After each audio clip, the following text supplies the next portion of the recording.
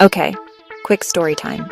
You know that feeling when you need to send a file from your Android phone to your desktop and it's just way harder than it should be? Maybe you try Bluetooth, but it's slow. Maybe you email it to yourself and now you've got a messy inbox. Honestly, it shouldn't be this complicated in 2025. So let me show you the absolute easiest way I've found to move files between Android and your PC. It's free, it's fast, and best part? It actually works every time. Here's what you do. First, grab an app called Snapdrop. You can find it on the web, no installs needed.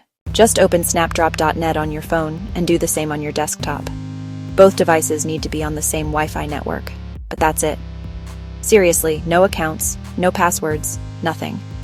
The moment you open Snapdrop on both devices, boom, you'll see them pop up, waiting. On your phone, tap the little desktop icon.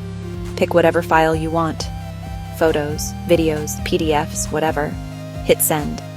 Instantly, you'll get a notification on your desktop to accept the file. Click it, and there's your file.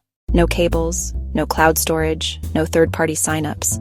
And because it's all over your local Wi-Fi, it's super quick and pretty secure. Nothing ever goes out to the internet.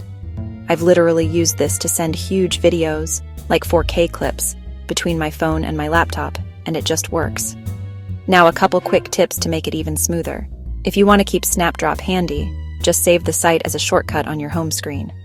On Android, tap Add to Home Screen in your browser. On PC, bookmark it. That way, it's always just one tap away. And the best part? It's not just Android and Windows.